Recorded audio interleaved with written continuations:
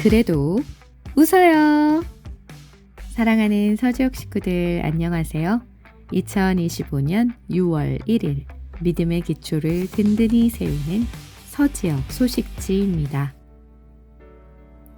어느새 1년의 절반 6월 그리고 여름의 문턱 앞에 서 있네요. 2025년 다가오는 여름 우리를 위하여 예비해 놓으신 하나님의 멋진 계획이 기대가 되는데요.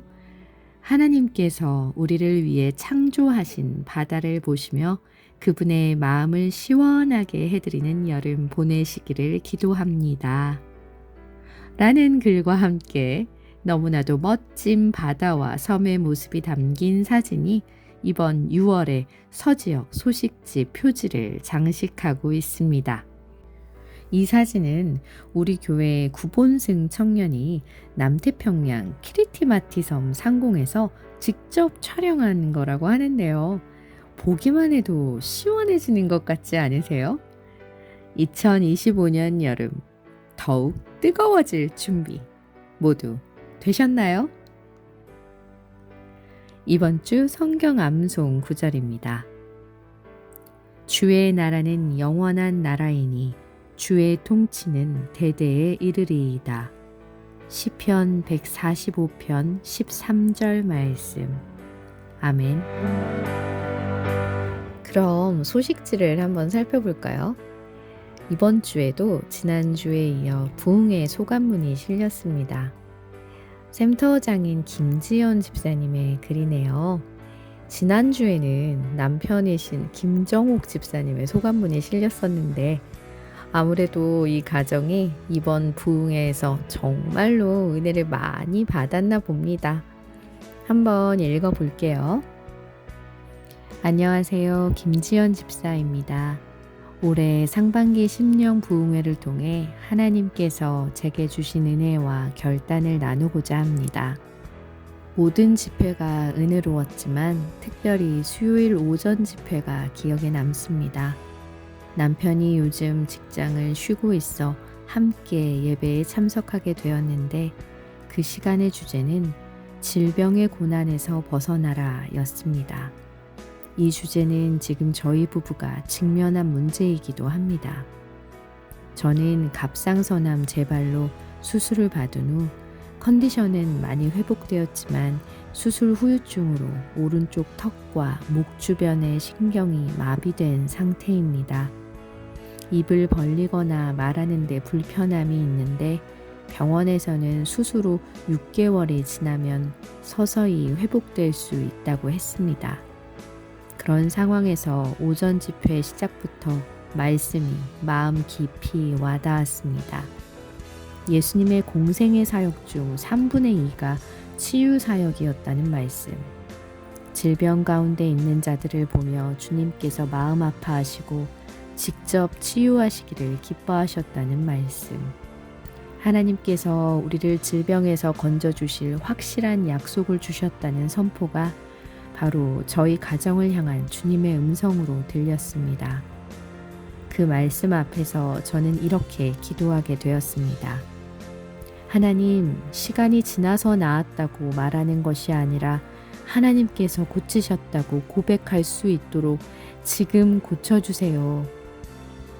말씀이 끝난 후 실습 시간에 예수 이름의 능력과 성령님을 의지하며 간절히 기도드렸습니다.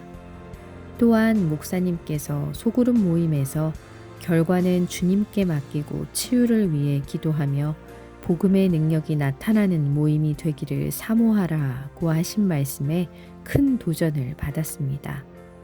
그 말씀을 붙들고 샘터 모임과 행복 모임에서도 치유를 위해 기도하기로 결단했습니다. 비록 제 상황은 여전히 진행 중이지만 주님의 치유의 약속을 믿습니다. 개인과 가정 그리고 공동체 안에 하나님의 살아계신 역사가 나타나기를 간절히 소망합니다. 이번 부흥회를 통해 다시 한번 하나님의 말씀을 붙잡게 하신 주님께 감사드리며 모든 영광을 하나님께 올려드립니다. 아멘. 정말로 그 몸이 좋지 않은 상황 속에서도 늘 웃는 얼굴로 예배 안내를 서고요. 만나면 반갑게 인사를 하는 우리 지연 집사님인데요. 그래서 이야기하고 있듯이 하나님의 치유의 역사가 일어날 줄 굳게 믿습니다.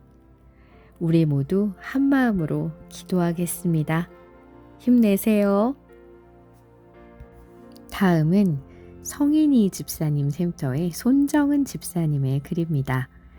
양육반을 하며 받은 은혜를 나누어 주셨는데요. 한번 들어보실래요? 양육반을 신청하기 전에 걱정이 많았습니다.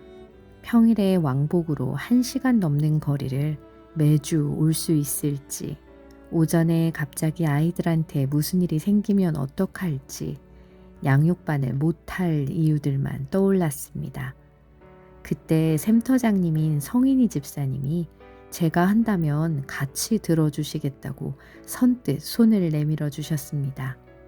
하지만 양육반을 시작함과 동시에 저의 모든 걱정은 사라졌습니다. 오고 가는 그 길 속에서 찬양을 드리며 차 안에서 회개할 때도 있었고 성령 하나님께서 주시는 그 마음들을 하루하루 고백하고 싶을 만큼 넘치는 은혜가 있었습니다.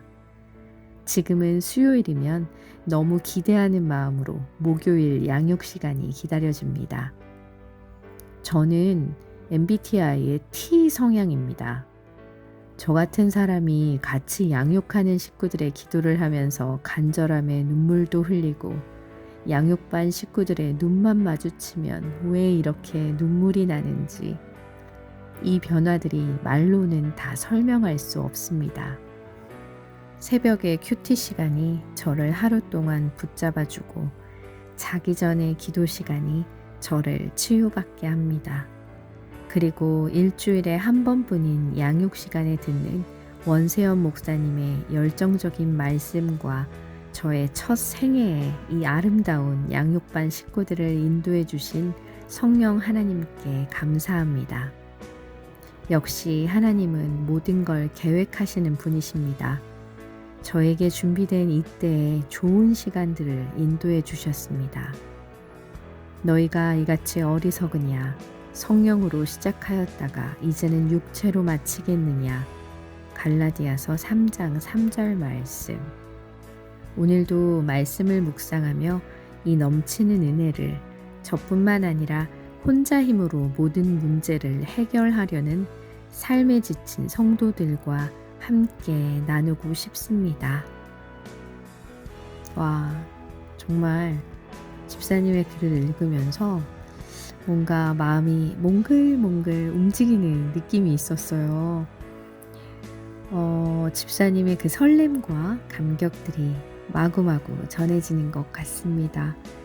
앞으로도 우리 손정은 집사님의 이 넘치는 은혜와 주님과 성도들을 향한 사랑이 쭉 계속되어지기를, 또 멈추지 않고 더 풍성해지기를 간절히 소망합니다. 서지역 소식입니다. 지난 토요일 조인화 집사님께서 화성에서 경기도 수지로 이사를 하셔서 지역 회장님, 목자장님, 샘터장님과 함께 다녀왔습니다.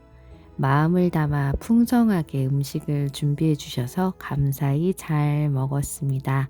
새로 이사하신 곳에서 하나님의 뜻을 이루는 삶이 되도록, 그리고 사랑하는 남편에게 구원의 역사가 일어나도록 기도 부탁드립니다.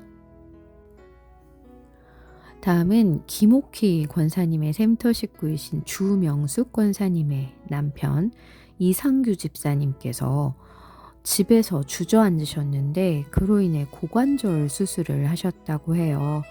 감사하게도 수술이 잘 진행되었다고 합니다. 온전한 회복을 위해 계속해서 기도해 주시기 바랍니다. 지난 토요일 홍태희 안수 집사님, 그리고 김고은 권사님의 장녀 홍서정 양과 김승환 군의 결혼 예식이 있었습니다. 하나님을 경외함으로 축복받는 믿음의 가정이 되길 기도 부탁드립니다. 그리고 이 시간을 빌어 감사의 말씀 전합니다.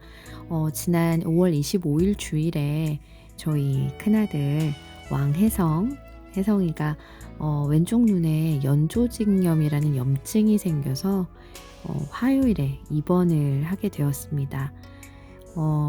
수요일 수술까지 마쳤는데요.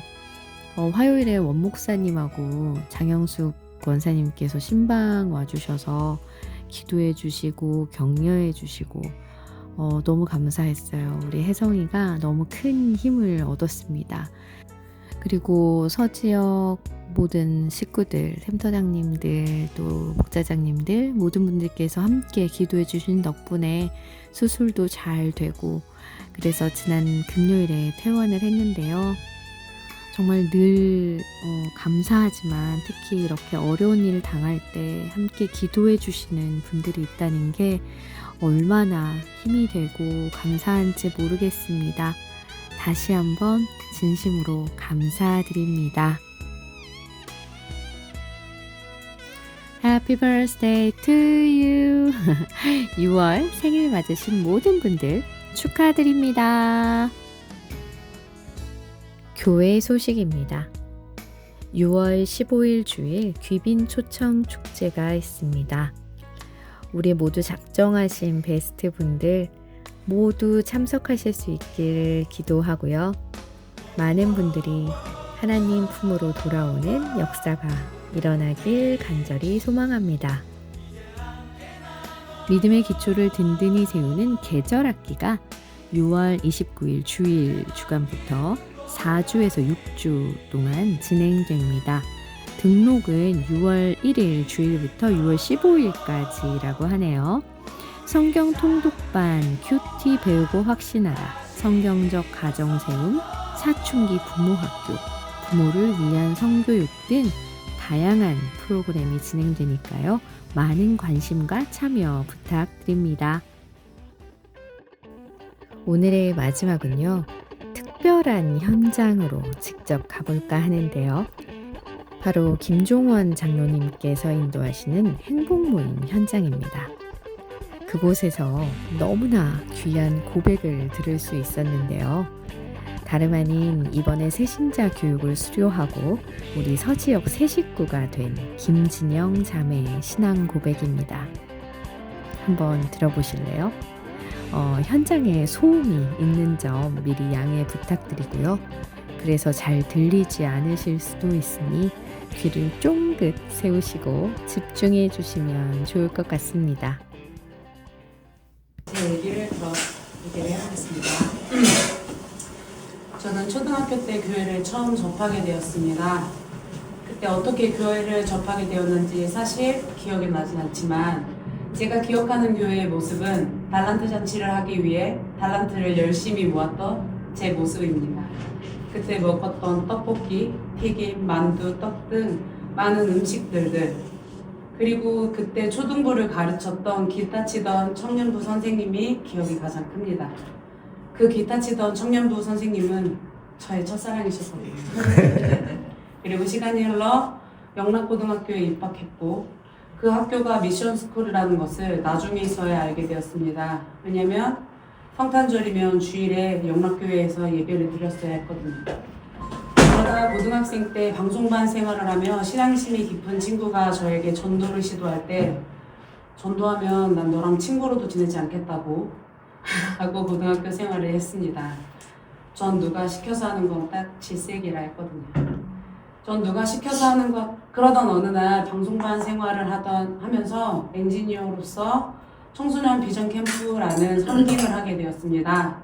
그때 맡았던 일은 카메라를 들고 청소년들을 카메라에 담는 일을 하였습니다. 그때 그 모습은 아직도 잊혀지지 않는 충격적인 모습들이었습니다.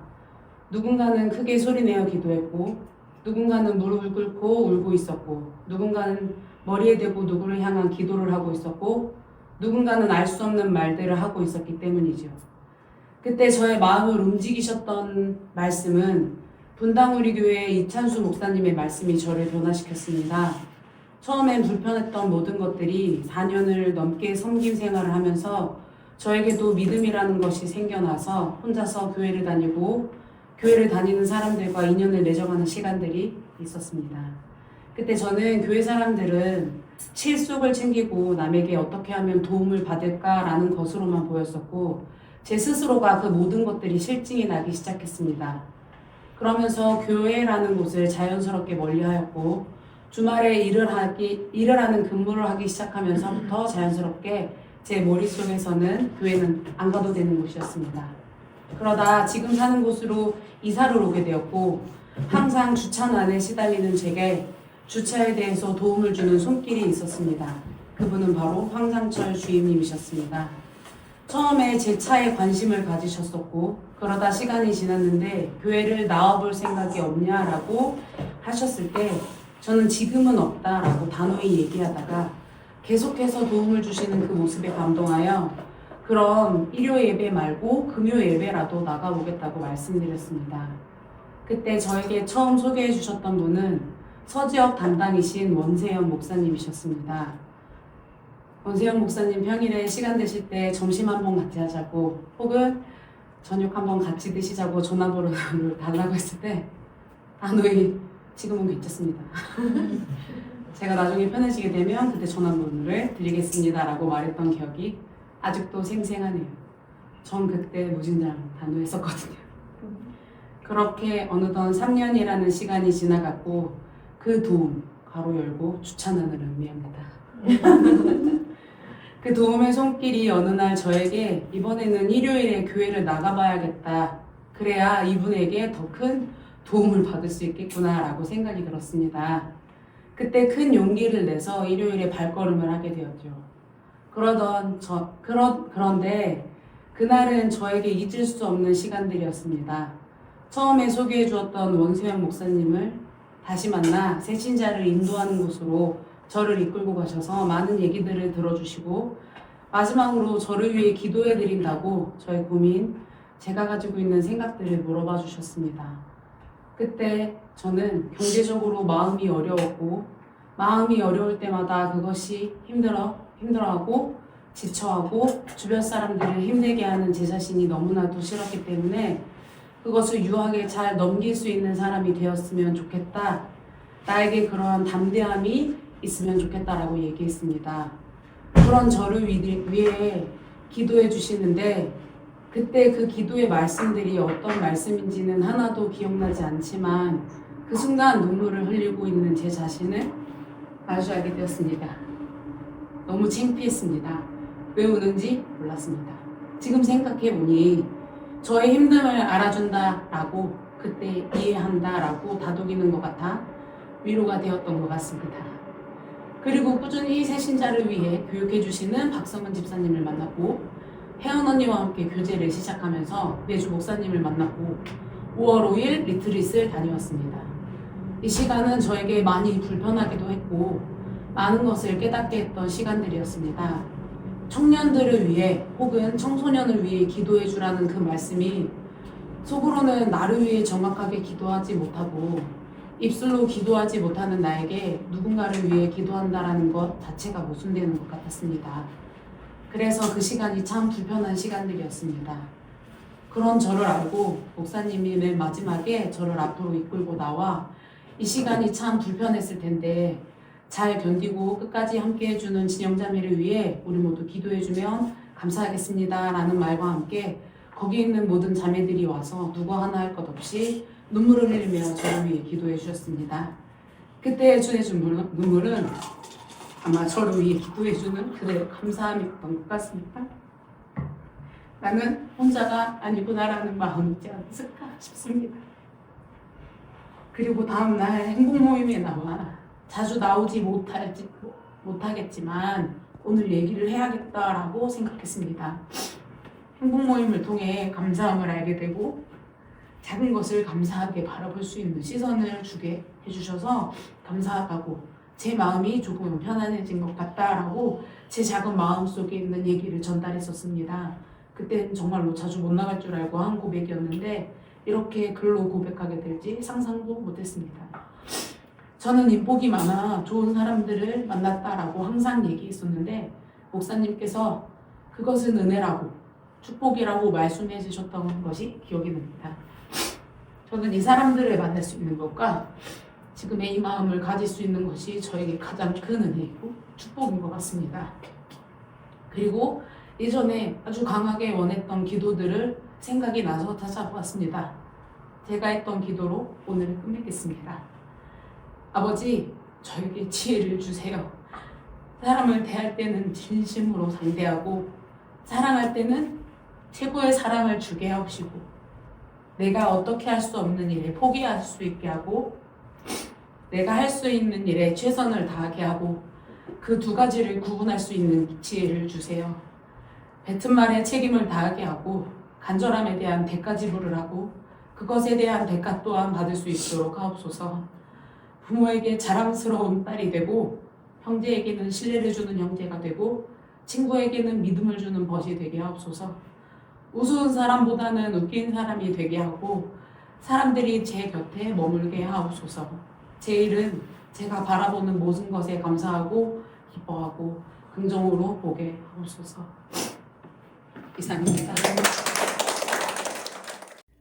아멘. 너무나 멋진 기도와 고백이 아닐 수 없는데요. 앞으로 우리 진영 자매님의 신앙 여정이 얼마나 풍성하고 아름다울지 기대가 됩니다. 함께 기도하며 응원하겠습니다. 그럼 이번 한 주간도 주님이 주시는 새 힘을 얻어 승리하시기를 바라며 6월 1일 서지역 소식지 브리핑을 마치겠습니다. 그래도 웃어요.